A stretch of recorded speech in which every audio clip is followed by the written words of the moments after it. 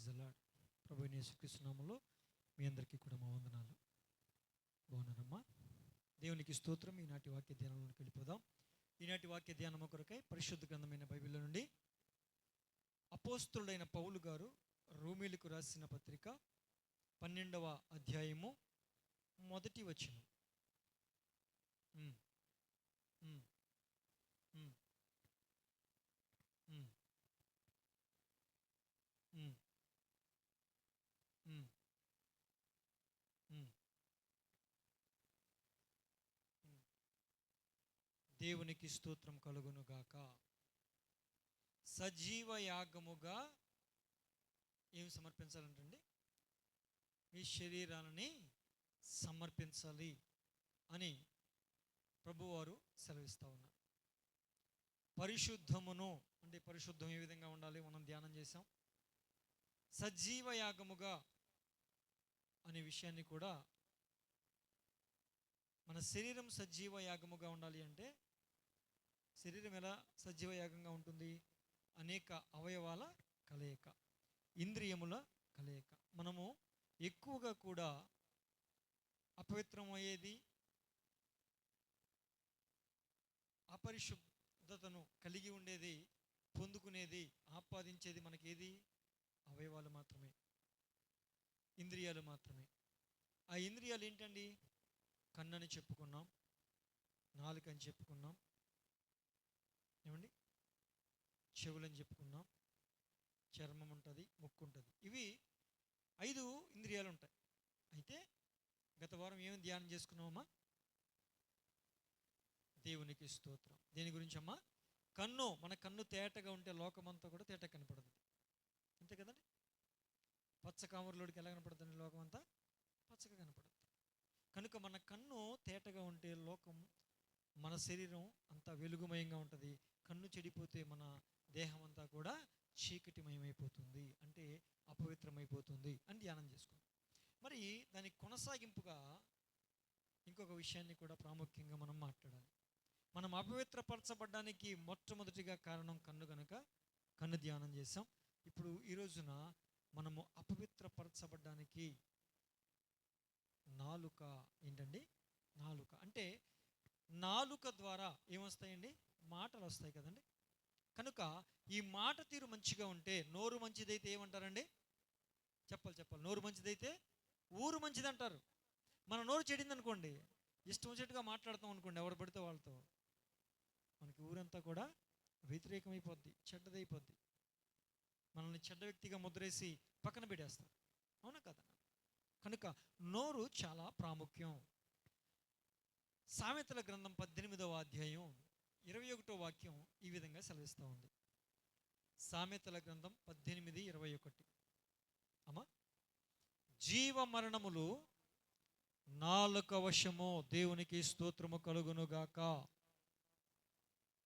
ఇప్పుడు జీవ మరణాలు ఎవరి వశం అంటండి? నాలుక వశం. అదే సామెతలు 21:23లో అంటాడు, నోటిని నాలుకను భద్రము చేసుకునేవాడు శ్రమల నుండి తన ప్రాణమును కాపాడుకొనును. దేవునికి స్తోత్రం. జీవమైన మరణమైన దేని వశమై ఉందండి? నాలుక వశం.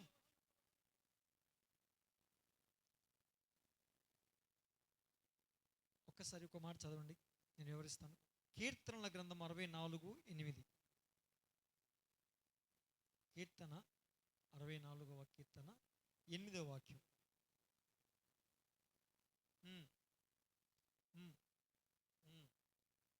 వారు కూలుటకు వారి నాలుకే కారణం. దేవునికి స్తోత్రం.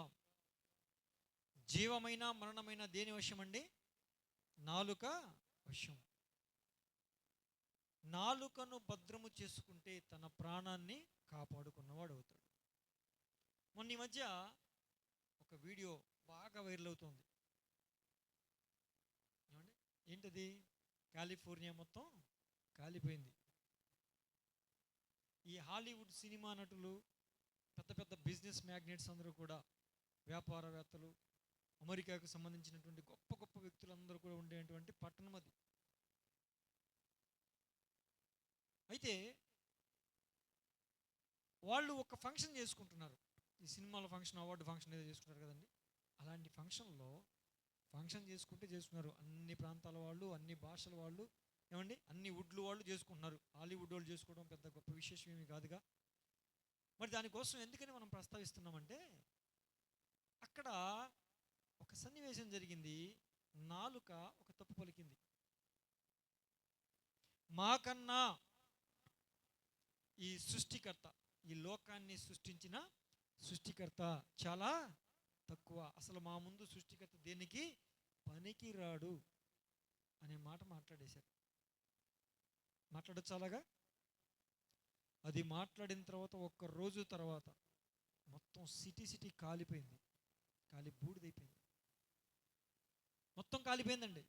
ఎక్కడో ఆ సిటీకి పక్కన ఉన్నటువంటి అడవిలో ఒక నిప్పు రాజుకుంది, తగలబడిపోయింది అంతే. మొత్తం సిటీ మొత్తం బిల్డింగ్లు, కార్లు మొత్తం అన్నీ తగలబడిపోయాయి. సిటీ మొత్తం బూడిదైపోయింది. దీనికి అంతటికి కారణం ఏంటి? నాలుక. వాళ్ళు ఏదో చేసుకున్నారు, వాళ్ళు చేసుకోవచ్చుగా. మధ్యలో దేవుణ్ణి ఏం చేశారండి అంటే, వాళ్ళకి డబ్బులు వచ్చినాయని, కోటేశ్వర్లు అని, మేమేమైనా చేయగలమని, మేమేమైనా క్రియేట్ చేయగలమని, ఏమైనా సాధించగలమని, మాకు ఈ లోక సంబంధమైన జ్ఞానం ఉందని గర్వము, అతిశయంతో వాళ్ళు ఏం మాట్లాడారండి? సృష్టికర్త దేవుడు మా ముందు దిగదుడుపు అన్నట్టు మాట్లాడారు. అసలు ఏమీ కాదు, మేమే గొప్ప, దేవుడే మాకన్నా చాలా తక్కువ అని మార్కులు వేసే క్రమంలో దేవుడికి ఎన్ని మార్కులు వేసే తెలుసా వాళ్ళు? 0. వేరే విషయాలకి మార్కులు ఇచ్చారు కానీ దేవుడు అనే విషయానికి 0 మార్కులు వేశారు. పట్టణం మొత్తం తగలబడిపోయింది, కాలి బూడిదైపోయింది, ఏమి మిగల. దీనికి అంతటికీ కారణం ఏంటి? అది జీవవర్ణములు నాలుక వశం. అందుకే ఇక్కడ రాస్తున్నాడు, వారు కూలుటకు నాలుకే కారణం. ఒక్క నాలుక చాలండి, నాలుకతో మాట్లాడే. అది ఎంత అవయవం అండి? చాలా చిన్న అవయవం, కానీ అది చాలా చాలా ప్రభావాన్ని చూపుతుంది. మనం మంచి వాళ్ళము అనిపించుకోవడానికైనా, చెడ్డవాళ్ళం అనిపించుకోవడానికైనా, మంచి పేరు రావడానికైనా, చెడ్డ పేరు రావడానికైనా ఏది కారణం అండి? నాలుక కారణం కనుక మనం నాలుకతో నోరు తెరిస్తే చాలామంది ఏం మాట్లాడతారండి? అబద్ధాలు మాట్లాడతారండి. ఇదండి చాలామంది అబద్ధాలు మాట్లాడుతూ ఉంటారు. ఎందుకని? ఎవరు చూశారు? ఎవరికి తెలుసు నిజం? అవునా కాదండి? అలా మనము ఉండకూడదు. ఒకసారి ఇర్మియా గ్రంథము 9:5 రాస్తాడు. ఇర్మియా గ్రంథం 9:5, సత్యము పలుకక ప్రతివాడును తన పొరుగు వానిని వంచించును, అబద్ధములాడుట తమ నాలుకలకు అభ్యాసం చేస్తున్నారు. అబద్ధం ఆడడానికి ఏం చేస్తానంటండి? అభ్యాసం, ప్రాక్టీస్ చేస్తున్నారంట. బాగా త్వరగా అబద్ధం చెప్పడానికి, అంటే ఇక తడబడకుండా ఆలోచించకుండా. కొంతమంది చూడండి, అబద్ధం చెప్పడానికి వాళ్ళు ఆలోచించరు, టైం తీసుకోరు. మనం ఏదైనా అడిగామంటే వెంటనే చెప్తారు. అదేంటిది? పచ్చి అబద్ధం. అంటే వాళ్ళ నాలుకలకి ఏం అభ్యాసం చేశారు? ఏది ప్రాక్టీస్ అయిపోయింది? అబద్ధం చెప్పాడు. వాళ్ళు ఇలాగా అబద్ధం చెప్పడం వాళ్ళ నాలుకలకి ప్రాక్టీస్ అయిపోయింది. అంత మాత్రమే కాకుండా ఎదుటి వాని తప్పులు, వీళ్ళు ఏం చేస్తారంటే, అబద్ధాలు చెప్పేవాళ్ళు ఎదుటి వారి తప్పులు పట్టుకోవాలనే చూస్తారు తప్ప నాలో ఏ తప్పు ఉంది, నాలో ఏ లోపం ఉంది అనే విషయాన్ని వాళ్ళు గమనించరు. మనలో లేరా అలాంటి వాళ్ళు? ఉంటారండి. మన చుట్టుపక్కల లేరా?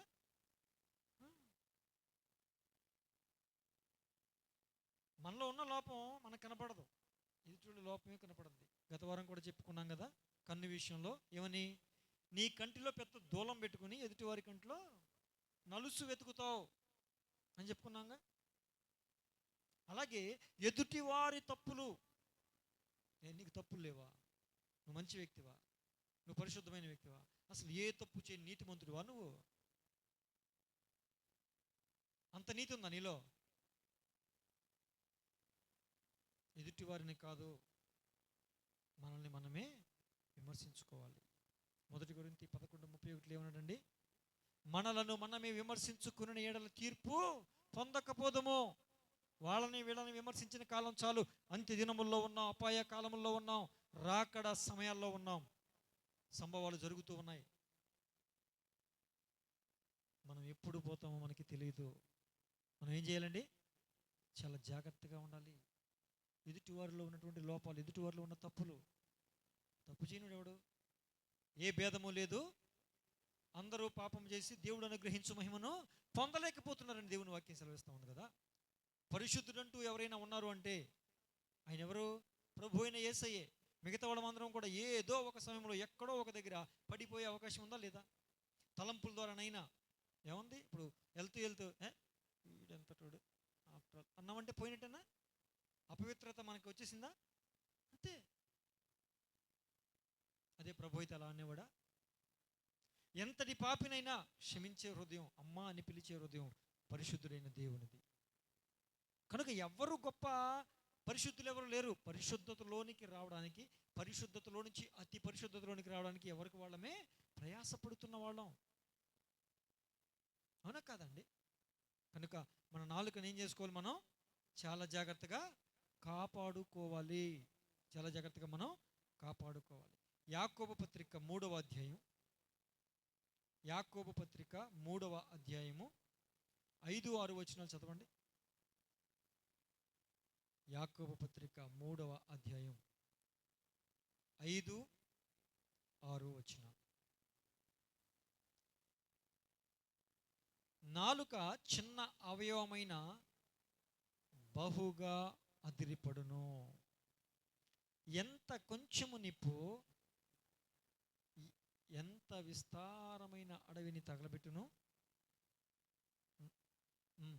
పాప ప్రపంచమై సర్వ శరీరమునకు మాలిన్యము కలుగజేయుచు ప్రకృతి చక్రములను చిచ్చుపెట్టును. నాలుగు ఎంత అవయవం అన్నాడండి? చిన్న అవయవం. మన శరీరంలో నాలుగు ఎంత ఉంటుంది? ఉండొచ్చు ఆయన తెలిసిన మహా అయితే ఎంత ఉంటుంది? 14 అయితే. చిన్న అవయవమైనా కూడా అక్కడ ఏమంటున్నాడండి? చిన్న అవయవమై కూడా అది బహుగా అదిరిపడిపోద్దంట. ఎవరి మీద? ఎదుటోడిని అనడానికి, ఎదుటోడిని తిట్టడానికి, ఎదుటోళ్ళలో ఉన్న లోపాలు ఎత్తి చెప్పడానికి, వాళ్ళు అలాంటి వాళ్ళు వీళ్ళు ఎలాంటి వాళ్ళు అని చెప్పి చాడీలు చెప్పడానికి నాలుక బహుగా అదిరిపడుతూ ఉంటుంది. లోపాలు సరిచేసుకునే మనసు ఉండదు. ఎదుటివారి లోపాలను ఎత్తి చూపడానికే ఎక్కువగా ఇష్టపడుతూ ఉన్నవారు ఉన్నారు. అవునా కదండి? మనమైతే అలాగా ఉండకూడదు. ఈ 2025వ సంవత్సరం ప్రభు మనకిచ్చిన వాగ్దానం ఏంటండి? నేను మీకు అత్యధికముగా మేలు చేస్తాను. ఏం చేస్తాడంట?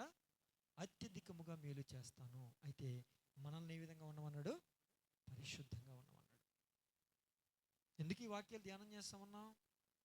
ప్రభు ఆత్మ నడిపిస్తున్న ప్రకారం మనం నడుస్తూ ఉన్నాం. పరిశుద్ధత కలిగి ఉంటేనే ఈ 2025 సంవత్సరం, మరలా చెప్తున్నా, మనకి ఒక పరిశుద్ధ సంవత్సరము, ఆశీర్వాద సంవత్సరం. రెండు కూడా మనం పరిశుద్ధతలోనికి వచ్చిన కొద్దీ ఆశీర్వాదాలు రెట్టింపుగా ప్రభు ఇవ్వబోతూ ఉన్నారు. ఆమేన్. దేవునికి స్తోత్రం. దేవుని బిడ్డలారా, నాలుక పాప ప్రపంచమై సర్వ శరీరాన్ని మాలిన్యం కలగజేస్తుంది. సర్వ శరీరానికి అది మాలిన్యం కలగజేస్తుంది. ప్రకృతి చక్రానికి చిచ్చు పెడుతుంది. ఇప్పుడు ఏముందండి? ఏమీ అవసరం. ఇప్పుడు నాకు ఫోన్ ఉంది, ఉందండి, అందరి దగ్గర ఫోన్లు ఉంటుంది. నాకు ఫోన్ ఉంది. ఇప్పుడు ఈ ఫోన్ ద్వారా వీడియో ఆన్ చేసి, పలానా దేశం, ఏదో ఒక దేశం పేరెత్తి, నువ్వు ఎంత ఉందో చూసుకుంటాం అంటారా? మా దేశం అంటే ఏమనుకుంటున్నావు? మా భారతదేశం అంటే ఏమనుకుంటున్నావు? నలిపేస్తా అని ఇష్టం వచ్చినట్టు మాట్లాడాను అనుకోండి. ఎక్కడుండి నేను ఎవరినో దేశంలో ఎవడికి తెలియదు. అవునా కదండి? కొంతమంది తప్ప ఎవడికి తెలియదు. కానీ ఒక వీడియో పెట్టేసి నాలుగు ద్వారా నా ఇష్టం వచ్చినట్టుగా వేరే దేశాన్ని దూషించాను అనుకోండి, ఇప్పుడు ఆ వీడియో వైరల్ అవుద్ది. ఇప్పుడు ఆ వీడియో వైరల్ ఏమవుద్ది? అటు అటు అటు తెలిసి ఆ దేశంలో తెలుస్తుంది. వాళ్ళు ఊరుకుంటారా? ఆడోడలా మాట్లాడటం గొడవ అయిపోద్దా లేదా? ఆ దేశానికి మనకి ఇప్పుడు మొత్తం యుద్ధం జరిగే అంత ప్రమాదం కూడా ఏర్పడే అవకాశం ఉందా లేదా? అంతే. ఏమంటే ఇప్పుడు బోర్డర్ సెక్యూరిటీ ఫోర్స్ ఉన్నారు, బోర్డర్లో ఉంటారు. దమ్ముంటారా అంటే అయిపోయినట్టే. కవ్వింపు చర్య చేస్తే యుద్ధమే కదండి, నాలుకే దానికి కారణం. అదే చెప్తున్నాడు ఇక్కడ, ప్రకృతి చక్రమునకు చిచ్చు పెట్టేస్తుంది. ఆ నాలుక వల్లే మొత్తం సిటీ మొత్తం తగలబడిపోయింది. ఒక్కొక్కళ్ళ బిల్డింగులు కొన్ని కోట్ల రూపాయలు, ఒక్కొక్కటి ఇల్లే. ఆ కార్లు కూడా కోట్ల రూపాయల్లో ఉంటాయి, ఒక కారు కోట్ల రూపాయలు. ఇప్పుడు మొత్తం ఏమైనాయి? బూడిదే. కారణం నాలుక. దేవుని బిడ్డలారా, మన నాలుకను మనం చాలా జాగ్రత్తగా కాపాడుకునే వారంగా ఉండాలి. అదే పేతురు గారి మొదటి పత్రిక 3వ అధ్యాయం 10వ వచనాన్ని చూడండి. జీవమును ప్రేమించి మంచి దినములు చూడగోరువాడు చెడ్డదాన్ని పలకకుండా తన నాలుకను, కపటపు మాటలు చెప్పకుండా తన పెదవులను కాచుకొనవలెను. దేవునికి స్తోత్రం. దేన్ని ప్రేమించేవాడు? జీవమును ప్రేమించేవాడు. ఇందాకేమన్నాం? జీవ మరణములు నాలుక వశమై ఉన్నాయి కనుక మనము జీవాన్ని గనక ప్రేమిస్తే, మంచిని గనక ప్రేమిస్తే, చెడు మనకి అసహ్యంగా మారితే, చెడ్డ మాటలు మనకి హేయంగా మారితే, ఇప్పుడు మనం ఏం చేస్తామంట? జీవమును ప్రేమించి మంచి దినములు చూడగోరువారు. అంటే ఇప్పుడు నాకు మంచి రోజులు కావాలి అని అనుకునేవాడు దేన్ని చూస్తాడంట? జీవమును ప్రేమిస్తాడు. నాకు రాబోతున్న దినాలన్నీ కూడా ఆశీర్వాదకరంగా ఉండాలి, రాబోతున్న దినాలన్నీ కూడా మంచిగా ఉండాలి అని అనుకునే వాళ్ళందరూ కూడా ఇప్పుడు చేయాల్సిన పని ఏంటి? జీవమును ప్రేమించటం. ఇప్పుడు అలాంటి వారు ఏం చేస్తారు తెలుసా? చెడ్డ దానిని పలకరు. ఏం పలకరండి? చెడ్డ మాటలు పలకరు. చెడ్డ విషయాలు వారు దగ్గరకు రానివ్వరు. తన నాలుకను కాపాడుకుంటూ ఏం చేస్తారు తెలుసా? కపటపు మాటలు చెప్పకుండా. కపటము అంటే ఏంటి తెలుసా అండి? చెప్పండి.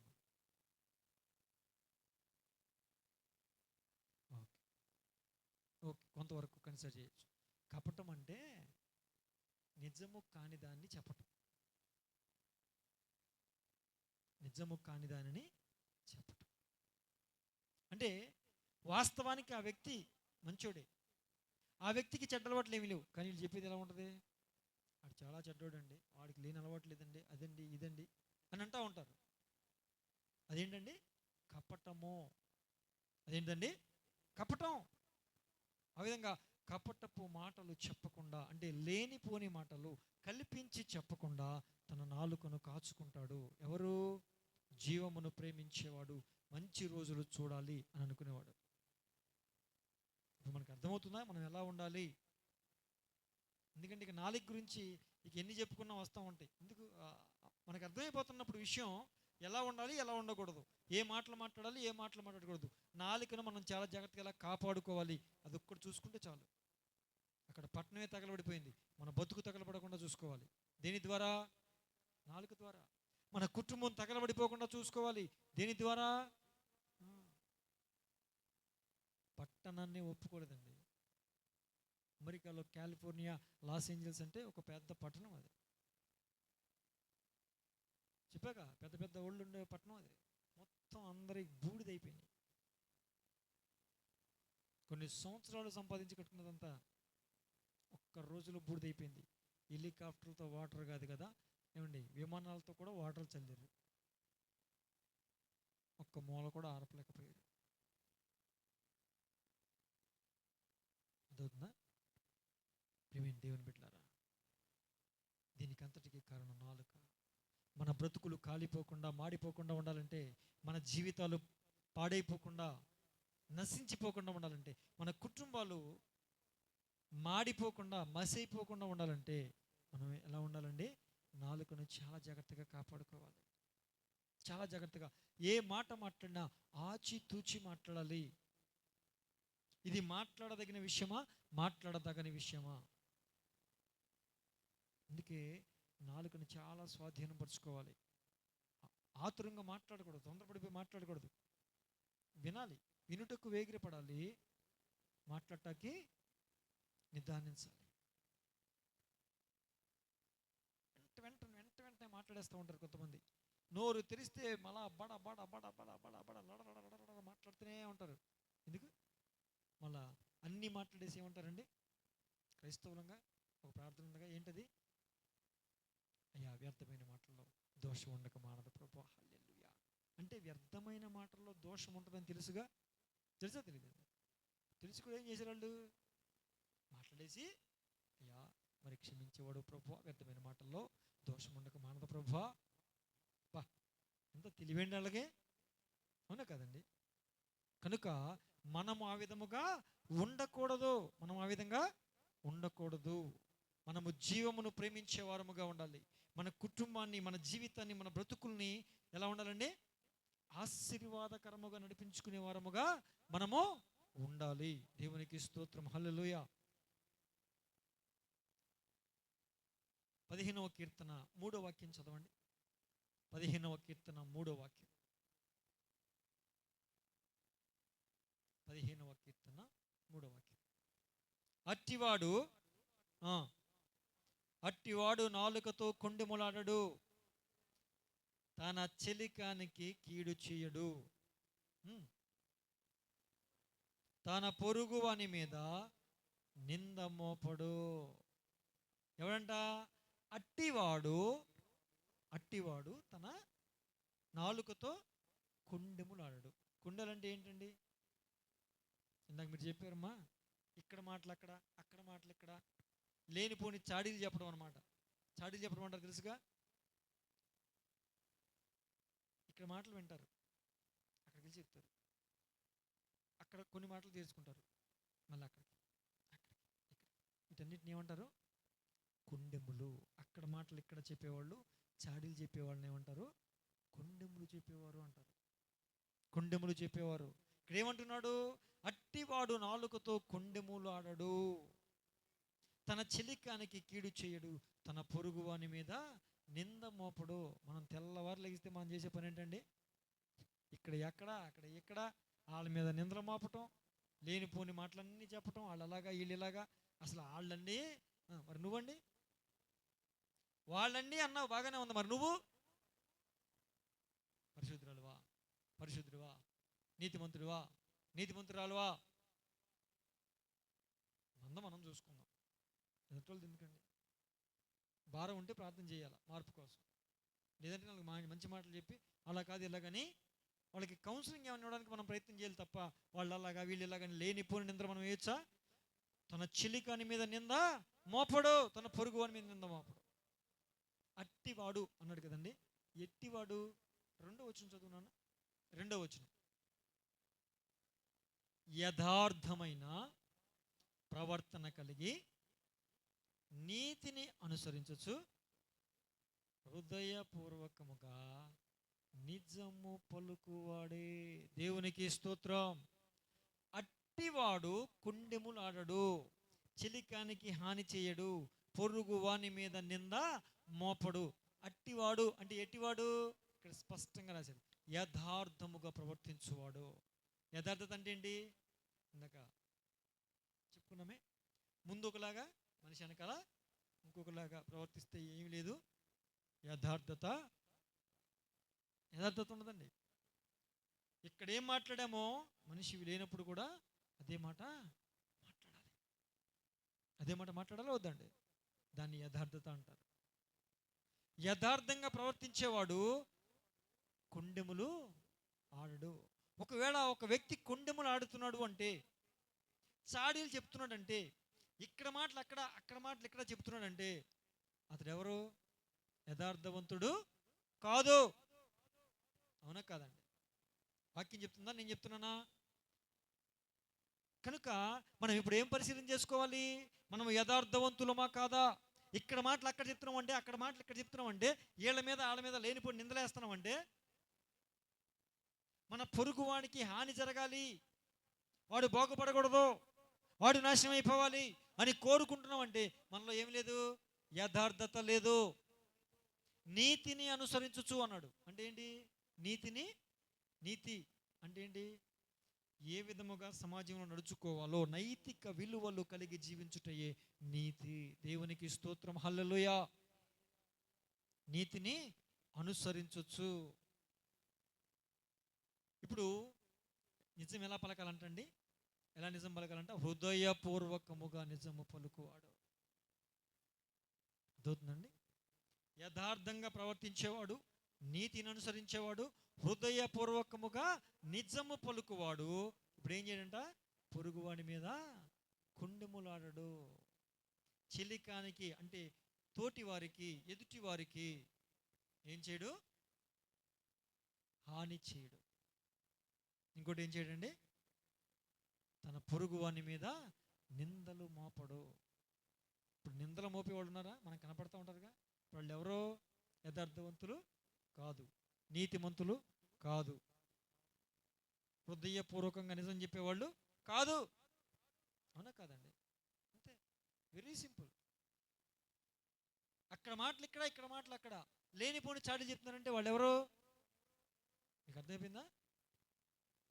అది అందుకే అట్టివారు అంటే ఎట్టివారు? యథార్థంగా ప్రవర్తించేవాళ్ళు, నీతిని అనుసరించి నడుచుకునేవాళ్ళు, హృదయపూర్వకంగా నిజం చెప్పేవాళ్ళు కొండెములు చెప్పరు. ఏం చెప్పరండి? కొండెములు చెప్పరు.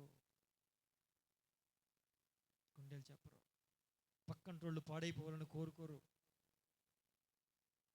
పక్కంటోళ్ళు పాడైపోవాలని కోరుకోరు. దేవునికి స్తోత్రం. 39వ కీర్తన మొదటి వచనం చూడండి.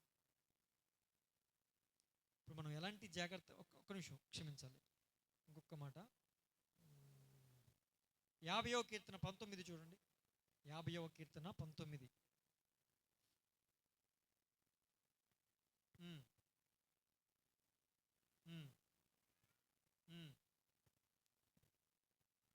ఏమండి, కీడు చేయాలనే నోరు తెరుస్తారంట కొంతమంది. కొంతమంది ఎలా తెరుస్తారండి? అసలు వాళ్ళు నోరు తెరిచేదే దేనికి? కీడు చేయడానికే. ఒక్కళ్ళు బాగుపడాలని కానీ, ఏమండి, ఒక్కళ్ళు మంచి జరగాలని కానీ వాళ్ళు కోరుకోరు. నోరు తెరిచారంటే వాళ్ళు దేనికోసం నోరు తెరుస్తారంట? కీడు చేయడానికే. కీడు చేయడానికి వాళ్ళు నోరు తెరుస్తారు. కపటములు అంటే ఏం చెప్పాము? లేనిపోనివి అంటే ఉన్నాయి కాదు, అబద్ధమైనవన్నీ కూడా కల్పించి చెప్తారు. వాళ్ళు చెప్పే దాంట్లో నిజమో ఉండదు, కల్పించి చెప్పడమే కాళ్ళు. ఒక్కడు జరిగితే 10 చెప్తారు. లేరా అలాంటి వాళ్ళు? ఏమ్మా లేరా? ఒక్క విషయం జరిగితే 10 విషయాలు చెప్తారా లేదా నాన్న? కల్పించి చెప్తారు. అసలు వాళ్ళు నోరు తెరిచేదే, వాళ్ళ నాలుక పనిచేసేదే కీడు కోరుకోవడానికి, కీడు పలకడానికి. ఎవరన్నా ఒకడు కొంచెం బాగుపడుతున్నారంటే వారవలేము, కొంచెం ఏదన్నా అభివృద్ధి చెందుతున్నారంటే వారవలేము, చక్కగా బ్రతుకుతున్నారు సంతోషంగా అంటే వారవలేరు. కారణం ఏంటి? వాళ్ళు కీడును కోరుకునేవాళ్ళు. వాళ్ళు బాగుపడాలని కానీ, సంతోషంగా ఉండాలని కానీ, మంచిగా బ్రతకాలని కానీ అవేవి వాళ్ళకి ఇష్టంగా ఉండవు. అదే 52వ కీర్తన 4 చదవండి. వాళ్ళకి కొన్ని మాటలు ఇష్టం అంట. ఏ మాటలో చూద్దాం. కపటమైన నాలుక గలవాడా, అధిక నాశనకరములైన మాటలే నీకిష్టమో. ఇప్పుడు కపటమైన నాలుక గలవాడా అన్నాడు. కపటం అంటే ఏమని చెప్పుకున్నాం?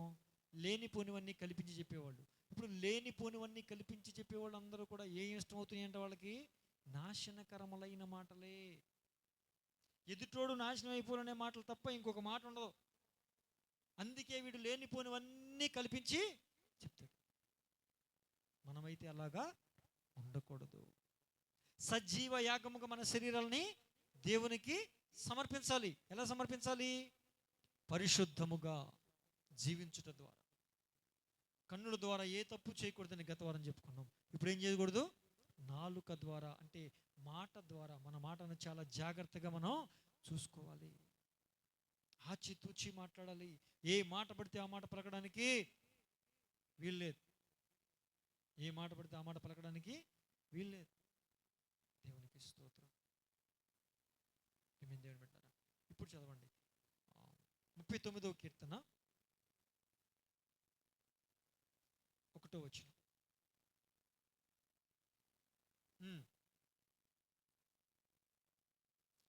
నా నాలుకతో పాపము చేయకుండా నా మార్గాలు జాగ్రత్తగా చూసుకుంటాను.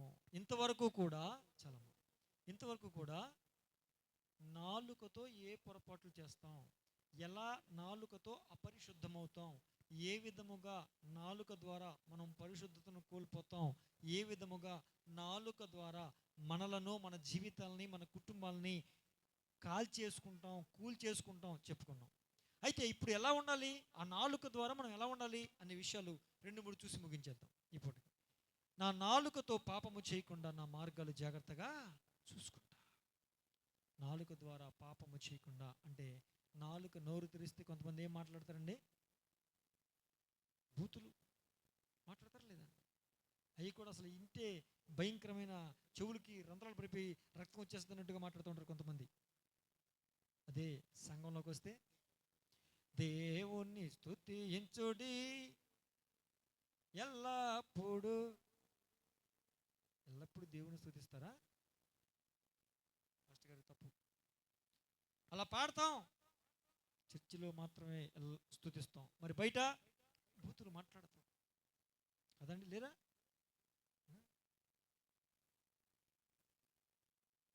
ఆ విధముగా మనము పలకకుండా మన నాలుగు ఏం చేయాలండి? చెప్పండి, మన నాలుగు ఏం చేయాలి? జాగ్రత్తగా చూసుకుంటాను అని భక్తుడు చెప్తున్నట్లుగా మనకు మనము మన నాలుకను జాగ్రత్తగా చూసుకుంటానయ్యా అని ఏం చేయాలండి? అవునా కాదా? దేవునికి స్తోత్రం. భక్తిహీనులు ఆయన ఎదుట ఉన్నప్పుడు, ఎవరి ఎదుట?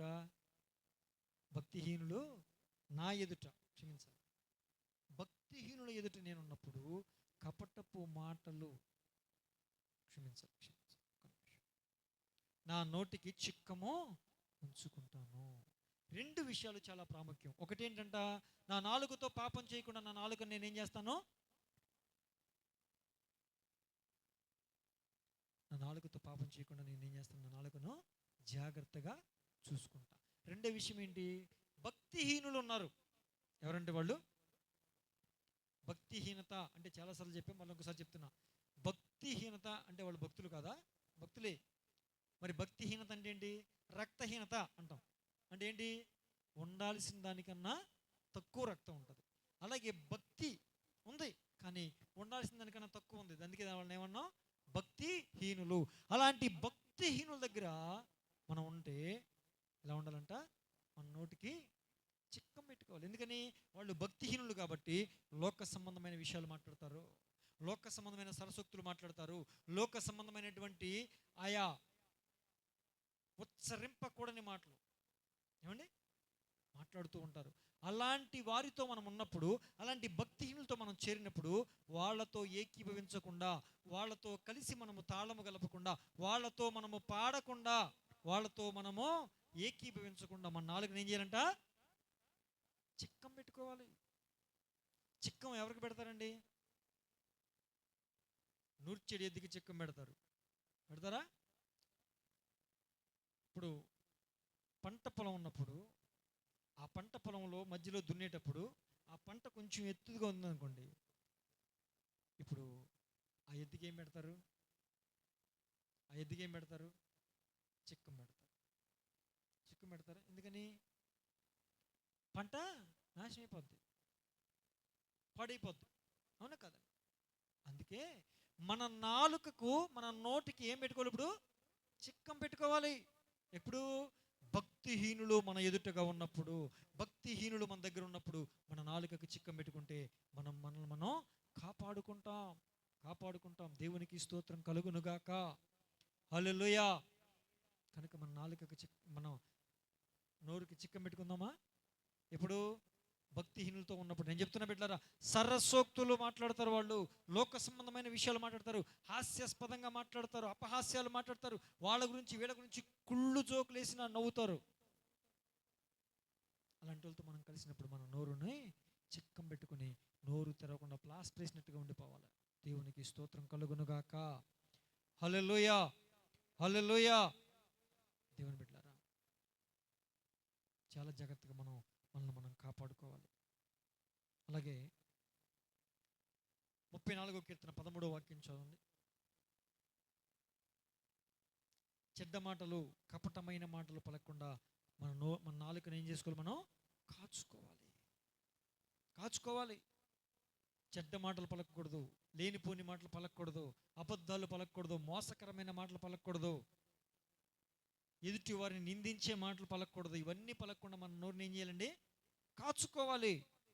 అదే 35:18 అంటాడు, నా నాలుక నీతిని గూర్చి నీ కీర్తిని గూర్చి పలుకును.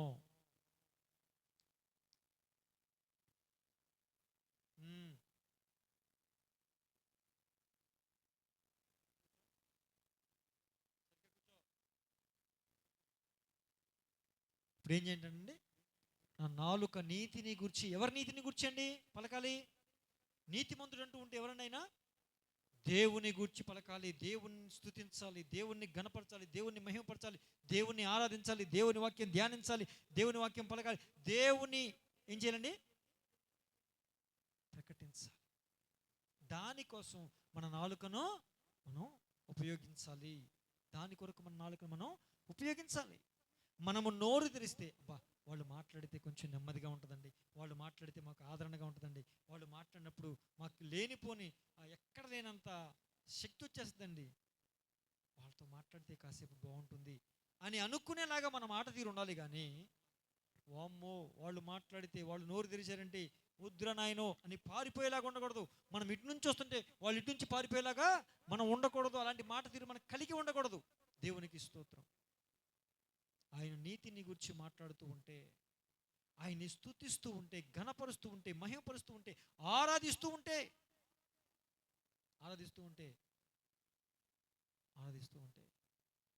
మనం మాట్లాడినప్పుడు ఎలా ఉంటుందో తెలుసా?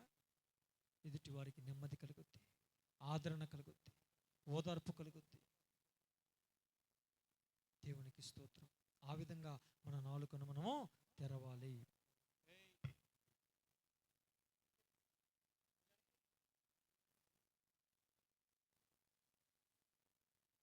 బిడ్డలారా, కనుక మన నాలుక నీతిని గూర్చి పలికేదిలాగా ఉండాలి. నీతి అంటే ఎవరండి? యేసయ్య గూర్చే, యేసయ్యను గూర్చే మన నాలుక పలకాల. యేసయ్య ప్రేమను గూర్చి, యేసయ్య కరుణను గూర్చి, యేసయ్య రక్షణను గూర్చి మనము ఆయన్ని ధ్యానం చేస్తూ ఉండేట్లుగా మన నాలుకను మనము అభ్యాసం చేయాలి. కొంతమంది దేనికి అభ్యాసం చేస్తున్నారు? కపటమైన మాటలు పలకడానికి, మోసకరమైన మాటలు పలకడానికి అభ్యాసం చేస్తూ ఉంటే, మన నాలుకనైతే మనము భక్తి పరులముగా, భక్తిలో ఎదగాలి అనుకునే వారముగా మన నాలుకను మనం దేనికి అభ్యాసం చేయాలండి? దేనికి? నీతిని, దేవుని నీతిని గురించి పలకడానికి మనం మన నాలుకను అభ్యాసము చేయాలి. దేవునికి స్తోత్రం. హల్లెలూయా. అదే కీర్తన 120లో అంటారు, ఒక్క మాట చదవండి, ముగించుకుందాం. 120వ కీర్తన 2వ వచనం.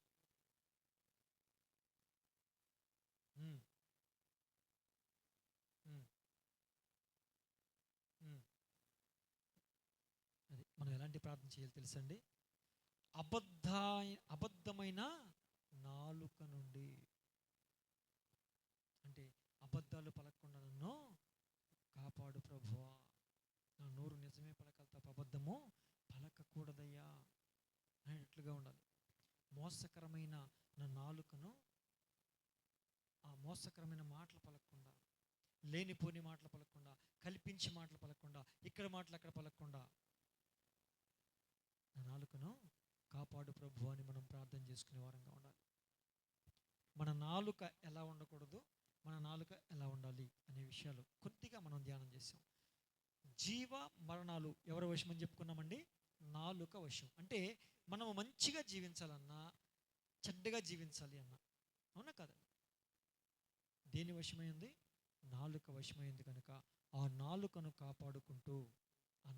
కాపాడుకుంటూ మోసకరమైనది చెప్పొద్దు, అబద్ధాలు చెప్పొద్దు, లేనిపోని చెప్పొద్దు, కపటమైన మాటలు చెప్పొద్దు, ఏమండి కొండలు చెప్పొద్దు, ఇలాంటివేవి చెప్పకుండా దేవుని నీతిని గురించి పలుకున్నట్లుగా మన నాలుకకు అభ్యాసము చేసుకుంటూ మనం ముందు కొనసాగి పరిశుద్ధతను పొందుకొని దేవుని ఆశీర్వాదాలు మనం అనుభవించటమే కాకుండా మన ద్వారా, మన మాట ద్వారా అనేకులు దేవుని ఆశీర్వాదాలు అనుభవించే కృప మనమందరము పొందుకుందాం. అట్టి కృప ప్రభు మనకి దయచేయునుగాక. ప్రార్థన చేసుకుందాం బిడ్డ.